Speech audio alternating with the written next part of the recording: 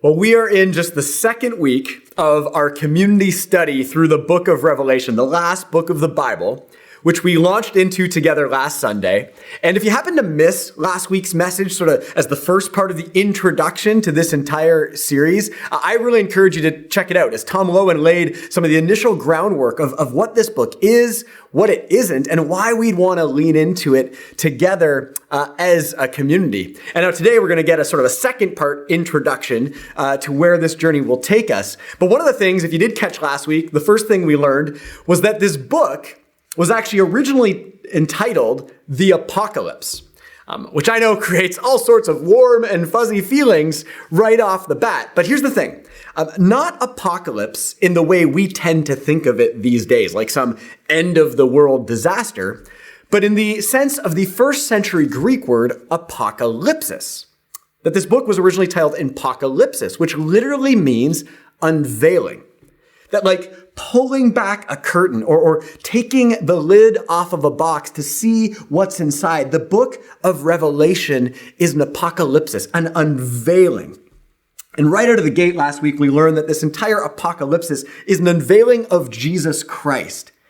And it opened through the grand unveiling of the omnipresence, the everywhere, always nature of God, as well as the omniscience, the all-knowing wisdom of God's Spirit, and the omnipotent or all-powerful authority of Jesus. That what starts to be unveiled on a grand scale in Revelation is that wherever we are, God is there. Whatever we're going through, God knows about it. And whatever is needed, God is able to provide. But as we now turn to the back half of chapter 1 and the second part of the introduction to the rest of the book, it may still have some of us wondering at the beginning of the journey, but how does this all apply to my life? And could this unveiling actually be something experienced, in my circumstances, in what I'm going through? And what does Revelation have to say on a personal level? And now as we turn to this next section, although there's still plenty of grand unveiling in store, what we'll see is that the curtain of Revelation also begins to be pulled back on the ground floor of some of the most real life and personal and even difficult circumstances. So if you have a Bible with you, I encourage you to turn to Revelation chapter 1, or perhaps on a Bible app on your phone. And by the way, if you don't have a Bible, and if you'd like one, especially if you want to participate in our daily community reading plan, I want you to know that we actually have free Bibles available at our Welcome Center that you could pick up anytime.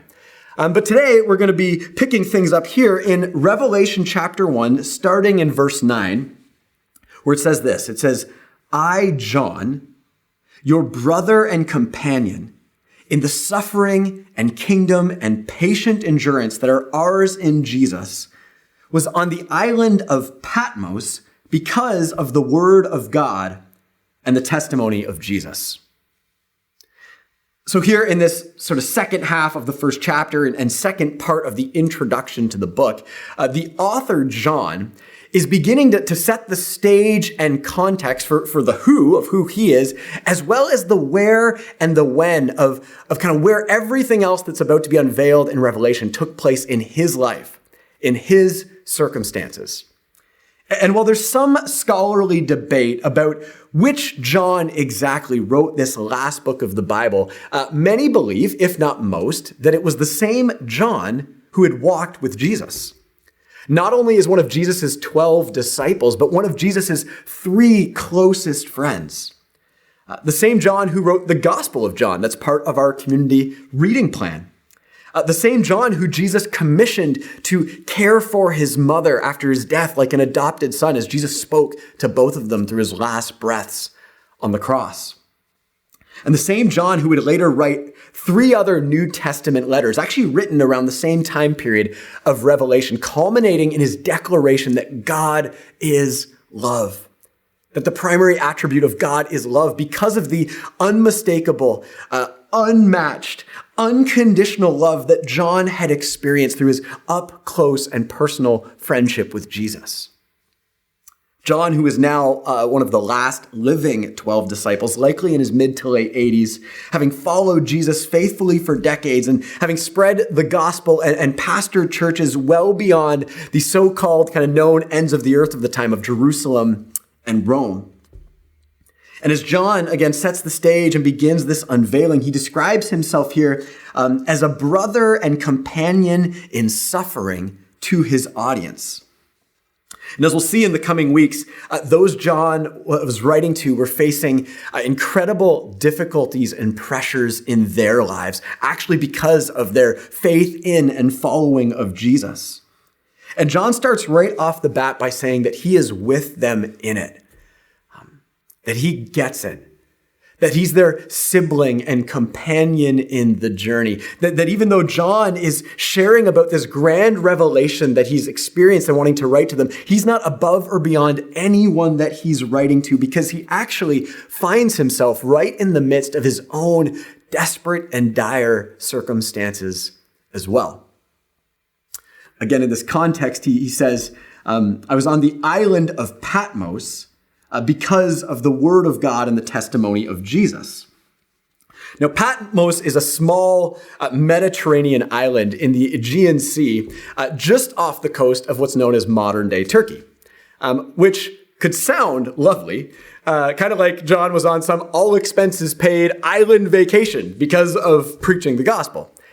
Except that in the first century Roman Empire, the Romans had set up Patmos as a barren island prison camp, keeping people exiled and imprisoned off of the mainland. Think kind of like Alcatraz in San Francisco, except in this case without any shelter from the blazing sun or the coastal winds.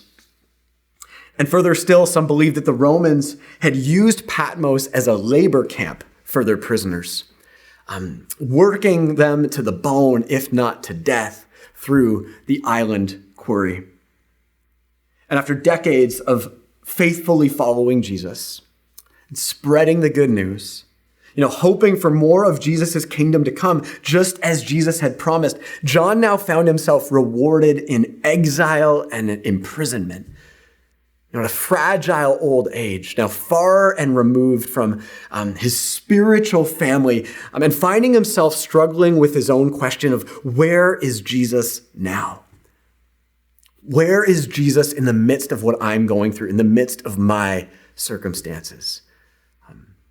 And at the beginning of this journey, I think that may be a question some of us are asking as well.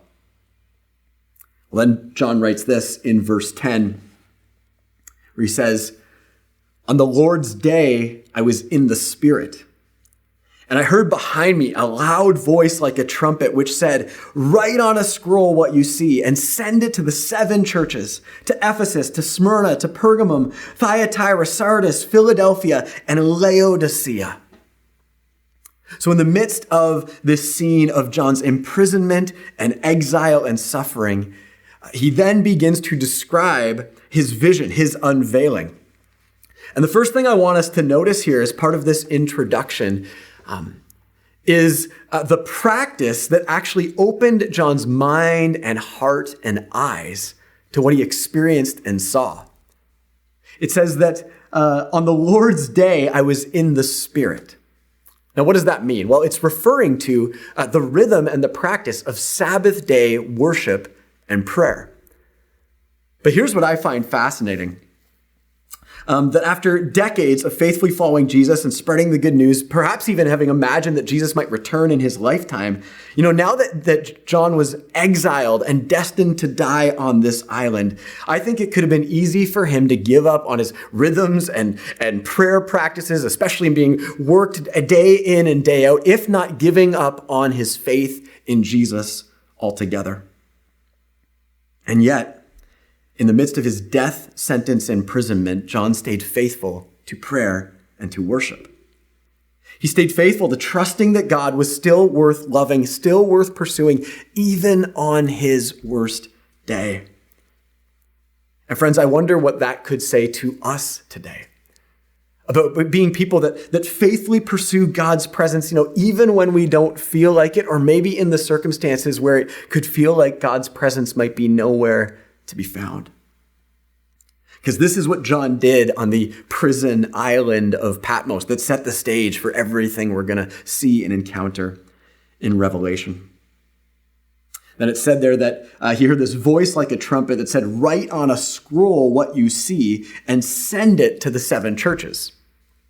Now, as we already heard in week 1, for the next 7 weeks, after these first 2 introductory weeks, we're going to be looking at the specifics that John wrote to these literal 7 churches in his time and his day, churches that John was connected to and helped plant and pastor.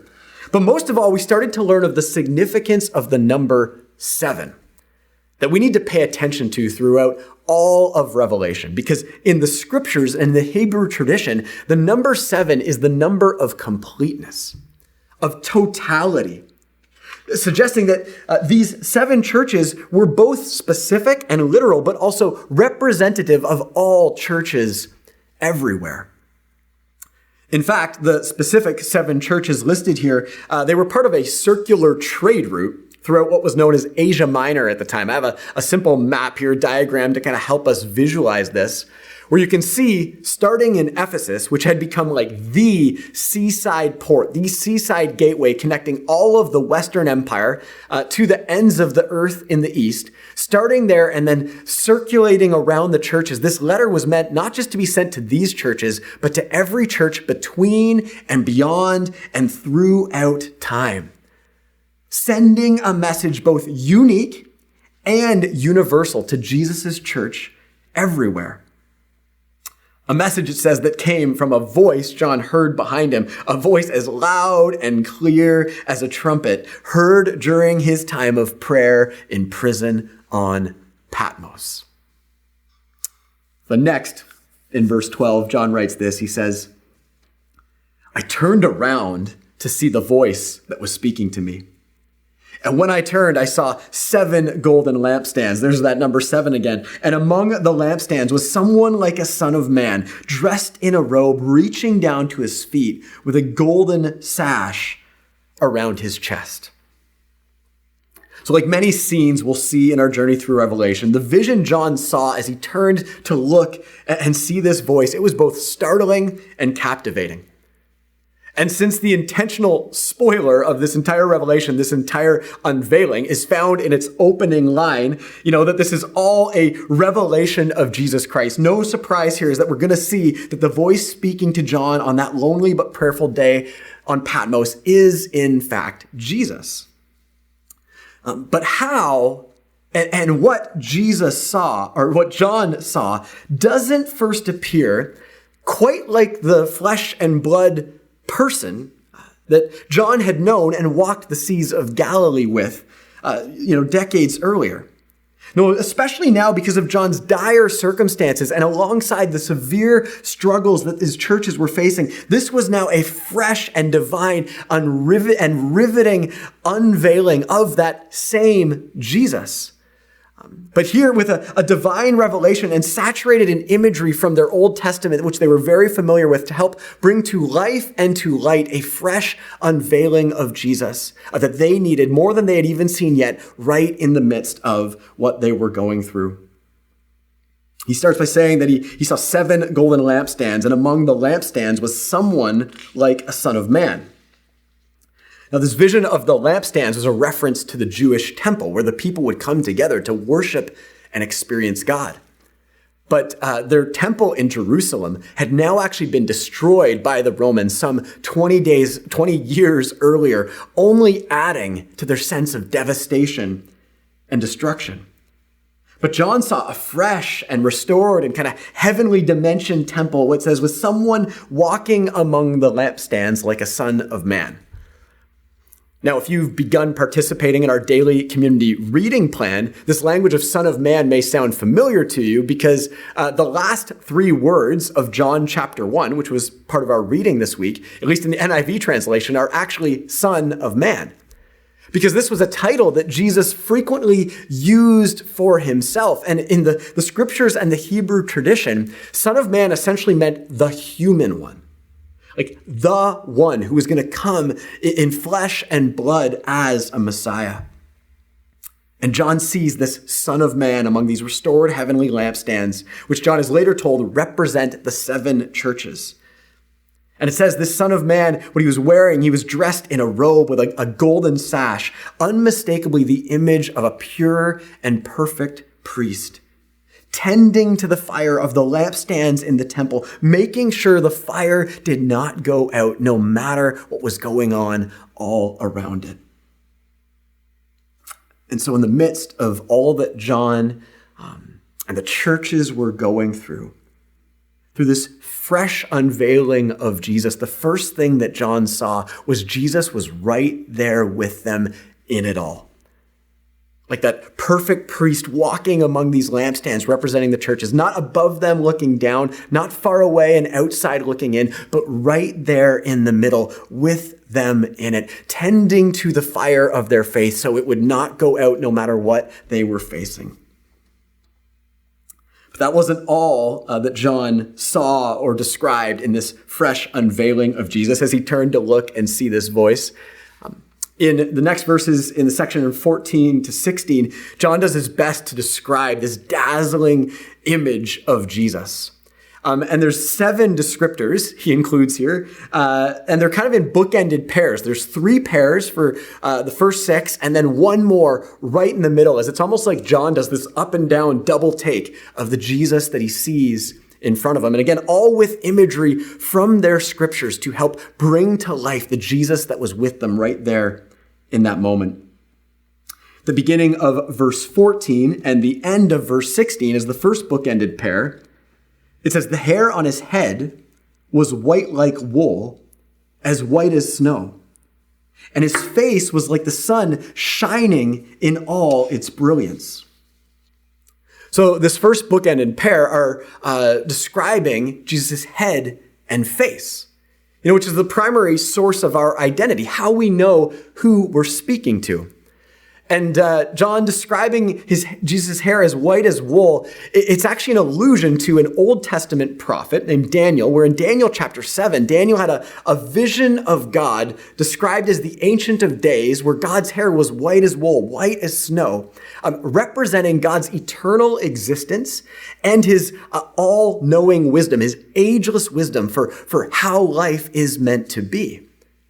And then the image of a face shining like the sun, it's used throughout the scriptures to describe people who lived out God's wisdom because of their intimate relationship and friendship with God. And what we see here is that Jesus is at once one with the ageless wisdom of God and also is the one who lived out this wisdom perfectly and completely in the world, shining for all to see.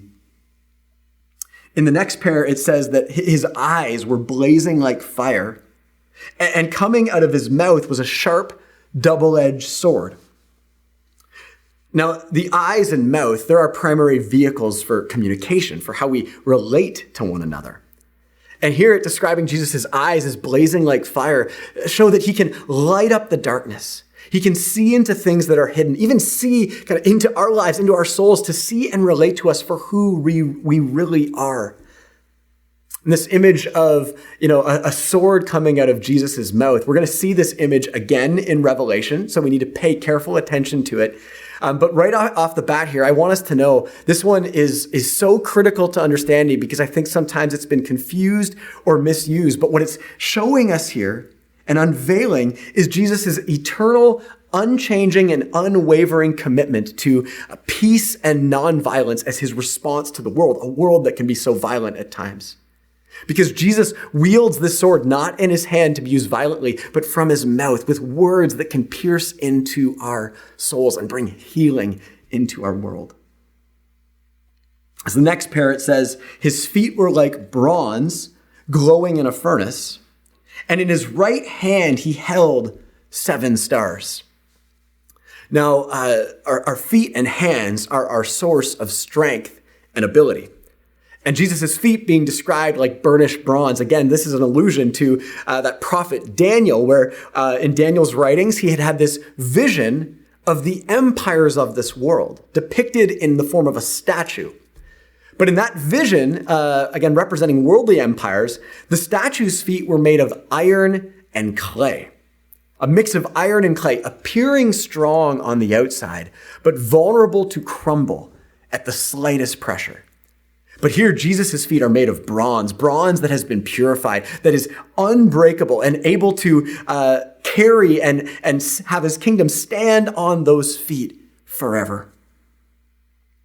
And it says in his right hand, John saw Jesus holding 7 stars, which later gets described as depicting the 7 churches, but also in their context were an image of Jesus' universal power. You see, the Romans believed that the key to human destiny was found in astrology. And the 7 stars in their time represented the 7 known planets that astrologers had observed. And the emperors, I have a picture of a coin here to help depict this, through things like coins or thrones or statues. The emperors would depict themselves among the 7 stars as though they were the ones who held the key, held the power for human destiny. But here, John sees that although emperors, they had come and gone, as powerful as they seemed, that Jesus was the one truly holding all of human destiny in his powerful right hand. And then lastly, in this section, right in the middle of the description, it says, and his voice was like the sound of rushing waters. From starting being heard like the sound of a trumpet, John now goes further, trying his best to capture just the power and presence of this voice.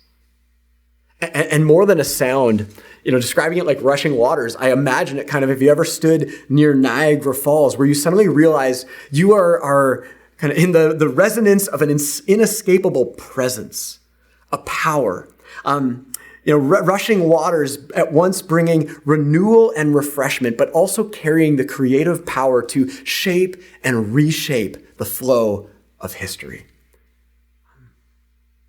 This is the Jesus that was unveiled to John on that small and desperate prison camp of an island called Patmos during his time of prayer. Quite a Sunday morning John was having.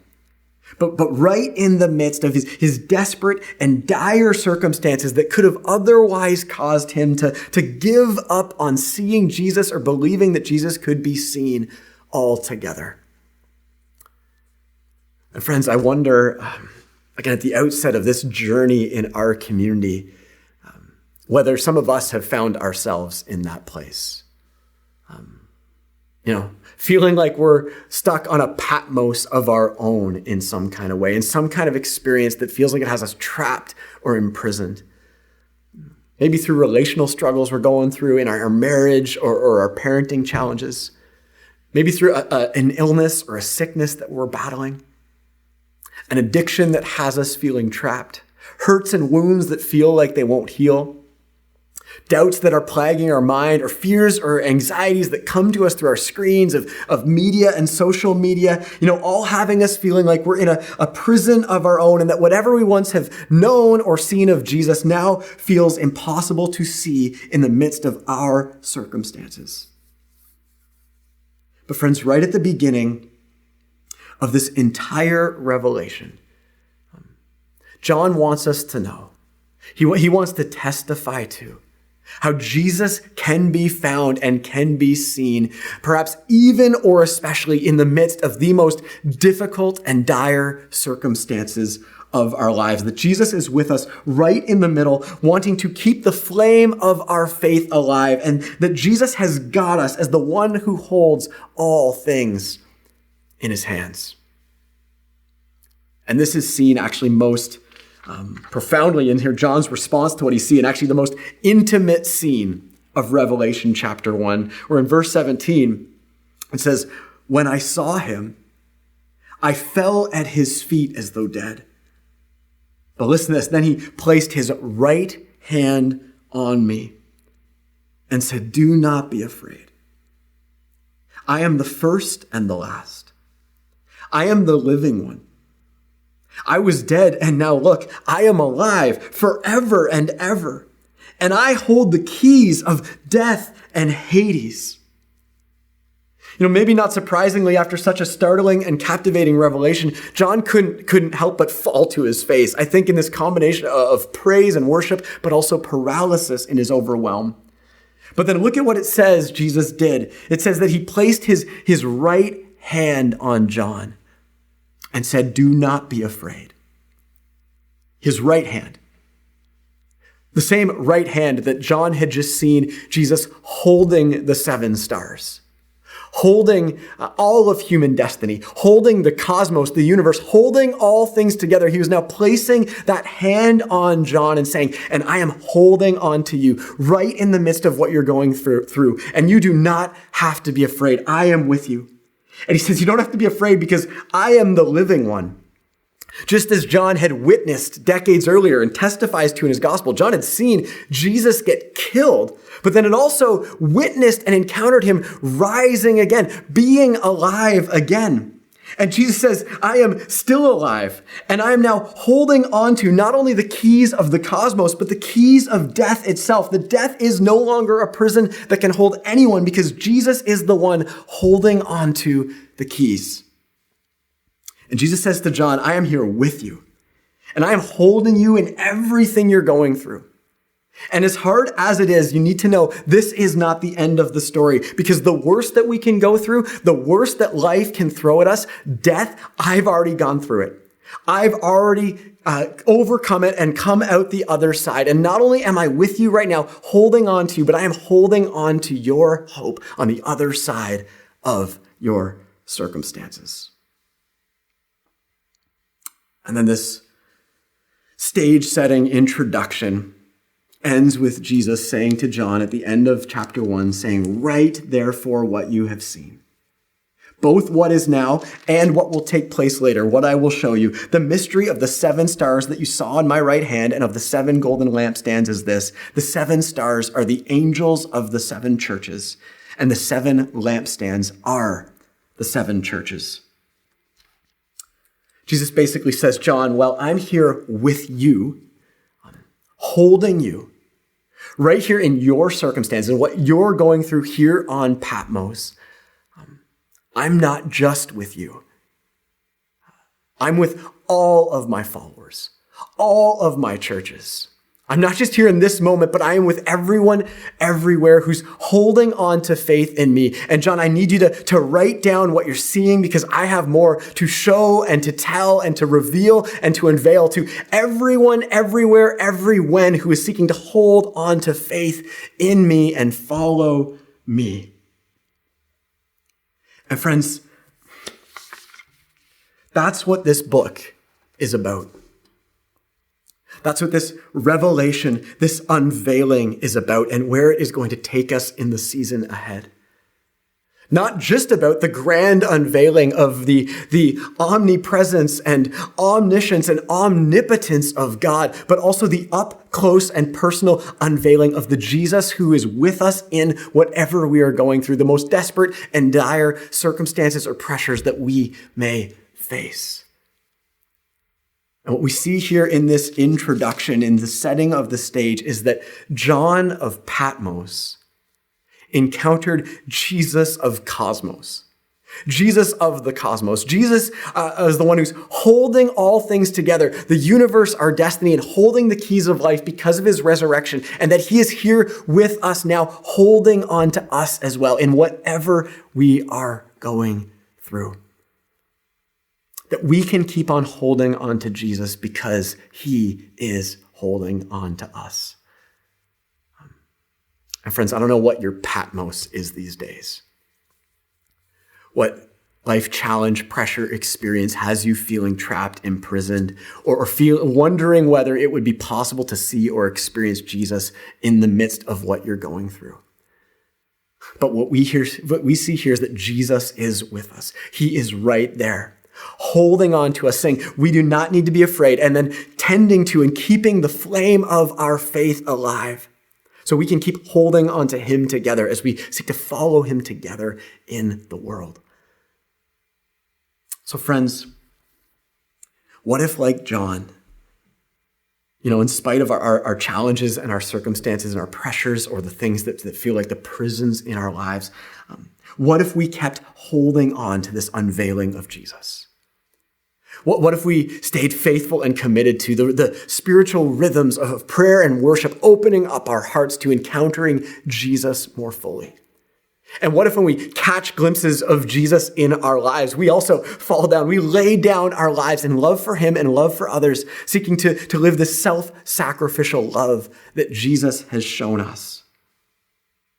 And what if we stay on this journey together in this community that Jesus calls the church, his church, knowing Jesus is holding us, he is walking among us, he is with us, and he still has things to show and to tell and to reveal and unveil to us to help carry us through the circumstances of life, knowing he is the one holding all things together.